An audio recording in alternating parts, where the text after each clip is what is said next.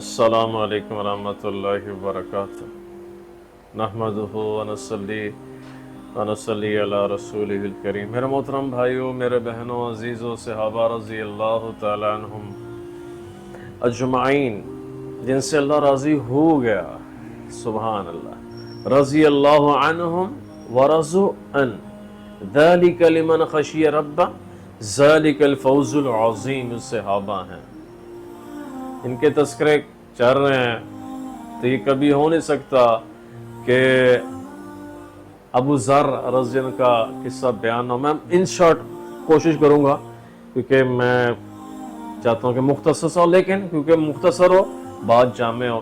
ابو ذر مسلمان کیسے ہوئے؟ ان کے پاس پاکٹ سائز بت تھا، جنگل میں چلے گئے، پیاس لگی، کچھ ملا نہیں، اپنے بت سے کہنے لگے سامنے رکھ کر، بت جی کوئی دیو نہ کھانے پینے واسطے۔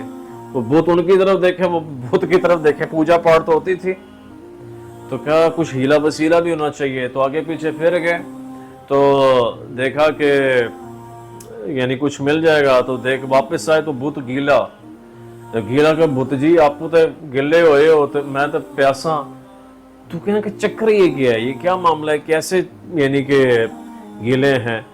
تو ایک بندر آ کر ان کی بت کے اوپر پیشاب کرتا تھا۔ انہوں نے کہا جو اپنی حفاظت نہیں کر سکتا میری کیا کرے گا، اٹھا کے پھینکا اور اپنے بھائی کو بھیجا مکہ میں کہ پہلے نا تحقیق کروائی کہ ایک شخص آئے ہیں اللہ کے نبی علیہ السلام کے بارے میں، وہ کہتے ہیں میں نبی ہوں، تو جا کے ان کی نا کی جائے، تحقیقات کی جائیں۔ تو بھائی نے کہا واقعی ہیں، تو خود گئے خانہ کعبہ کے پاس بیٹھ گئے، حضرت علی مل گئے، مولا علی علیہ السلام کہ کدھر آئے ہیں؟ یعنی کہ اخلاق دیکھیں، دعوت کا کام میں کتنی نرمی ہے، اتنی محبت ہے، آپ کدھر آئے ہیں؟ کہ جی میں مہمان ہوں، ان کو بھی نہیں بتایا میں کیوں آیا ہوں، اور انہوں نے پوچھا بھی نہیں، تو مولا علی پر قربان جاؤں، کہا مہمان ہم میرے پاس آ جائیں، ان کی خاطر خدمت کی۔ اگلے دن پھر وہ خانہ کعبہ میں بیٹھ گئے، پھر مولا علی دیکھتے رہے، پورا دن بیٹھے، پھر مولا علی ان کو گھر لے گئے۔ تیسرے دن حضرت علی علیہ السلام نے فرمایا آپ خیریت سے آئے؟ کہ جی اللہ کے نبی کو ملنے کے لیے آیا ہوں۔ اچھا، کہ میں آپ کو ملوا سکتا ہوں؟ کہا ملوا دیں۔ تو کہا آپ نے نا میرے پیچھے چلنا ہے، آپ نے آگے پیچھے دیکھنا نہیں اور نہ کسی سے بات نہیں کرنی، یہ سارے اللہ کے نبی کے خلاف ہیں۔ کہا مجھے پتہ ہے۔ یہ قبیلہ غفار سے تھے، غفاری، ابو ذر غفاری رضی اللہ عنہ۔ تو چلے گئے حضرت علی کے ساتھ، تو اللہ کے نبی کا جب چہرہ انور دیکھا تو رو پڑے اور کلمہ پڑھا، اور اللہ کے نبی کہنے لگے یا رسول اللہ میرا کیا کام ہے؟ اللہ کے نبی نے فرمایا جو میرا ہے وہ تیرا ہے، اپنے قبیلے میں جا کے کر تبلیغ کر۔ کہا نہیں یا رسول اللہ میں ادھر ہی کروں گا۔ خانہ کعبہ میں کھڑے ہو کر کہنے لگے لوگو یا ایھا الناس قولوا لا الہ الا اللہ تفلحون۔ ادھر ہی آگے کفار مکہ ڈنڈے سوٹے اٹھا کر اور وار کر دیا ابو ذر رضی اللہ عنہ پر۔ تو جو تھے نا اللہ کے نبی کے چچا عباس، وہ آگے سے اوپر ڈال بن گئے، یہ تھے بنو ہاشم میں سے تھے، تو انہوں نے کہا یہ کیا کر رہے ہو؟ اگر اس کو مارو گے تو یہ قبیلہ غفاری میں شور مچ جائے گا، تجارت تمہاری ختم ہو جائے گی۔ تو بلال اپنے جو تھے ابو ذر رضی اللہ عنہ، یہ چلے گئے اپنے علاقے میں، انہوں نے وہاں تبلیغ کا کام کیا۔ مگر اللہ کے نبی ایک دفعہ، میں آپ کو حدیث سے صحیح بتا رہا ہوں، ایک دفعہ ساتھ کھڑے تھے ابو ذر کو، اللہ کے نبی نے فرمایا ابو ذر وہ سامنے دیکھ رہا احد کا پہاڑ؟ کہا جی بالکل یا رسول اللہ۔ کہ اتنا مال بھی ہو نا میرے پاس، میں سب اللہ کے نام پر تقسیم کر دوں۔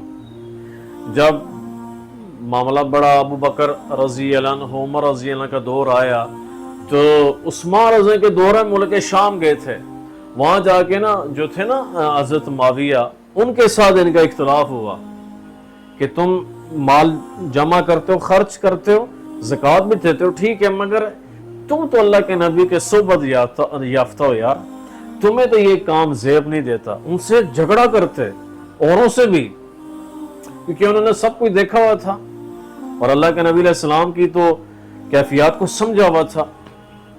تو حضرت معاویہ نے حضرت عثمان رضی اللہ عنہ کو خط بھیجا کہ ان کو مدینہ آپ بلا لیں، یہ تو ساڑھے جان نہیں چھڑتے پہ. تو پھر حضرت عثمان نے خط بھیجا، ان کو بلا لیا. جب مدینہ ہے تو سارے اکٹھے ہو گئے، ابو ذر آ گئے، ابو ذر آ گئے. تو ادھر بھی ابو ذر رضی اللہ عنہ نے یہ بات فرمائی کہ یار تم تو اللہ کے نبی کے صحابہ ہو، آپ کو یہ چیز سوٹ نہیں کرتی ہے کہ آپ مال جمع کرو، زکاتیں دو، آپ لگا دو اللہ کے نام پر سب کچھ. کہ ظاہر انہوں نے دیکھا ہوا تھا ابو ذر زاہد تھے، ابو ذر زاہد تھے رضی اللہ عنہ. اور بھی صحابہ اور زاہد تھے، مگر یہ اللہ والے بڑے عجیب ہستی تھی.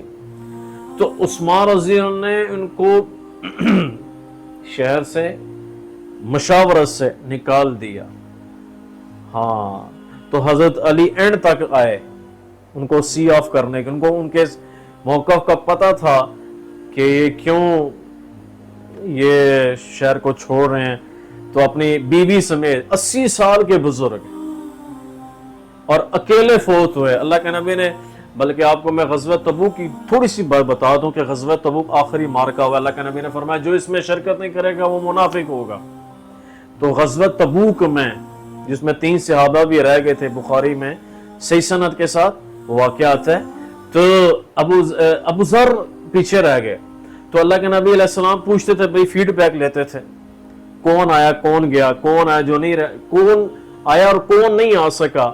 تو کسی نے کہا یا رسول اللہ ابو ذر پیچھے رہ گیا. اوئے ہوئے ہوئے ہوئے آئے ہائے، یعنی کہ ابو ذر کیسے پیچھے رہ سکتے تھے؟ ان کے اونٹ کی وجہ سے نا معاملہ خراب ہوا تھا کہ وہ پیچھے رہ گئے تھے. وہ آ رہے تھے تو 700 کلومیٹر کا کتنا بڑا فاصلہ ہے وہ طے کر کے ابو ذر رضی اللہ تعالی عنہ اکیلے آ رہے اپنے پیٹ پر سامان رکھ کر. تو دور سے اللہ کے نبی نے دیکھا، تو ابو ذر ہو جا، تو ابو ذر ہو جا. تو ابو ذر تھے اور اللہ کے نبی نے ان کی غیر موجودگی فرمایا ابو ذر دیکھو آ رہا ہے، اکیلا ہی آ رہا ہے، اکیلا دنیا سے جائے گا اور اکیلا قیامت والے دن کھڑا کیا جائے گا. یہ وہ ابو ذر ہیں رضی اللہ عنہ. تو میں نے مختصراً بات پیش کی ابو ذر رضی اللہ عنہ کی. بھائیو اس ویڈیو کو آپ لائک کرو میری بہنوں، اور کمنٹ بھی کرو، شیئر بھی کرو. کسی ایک بھائی کی، میری بہن کی تقدیر بدل گئی ایمانی لحاظ سے، ہماری آخرت سنور جائے گی. اللہ مجھے آپ کو عمل کرنے کی توفیق عطا فرمائے. جزاک اللہ.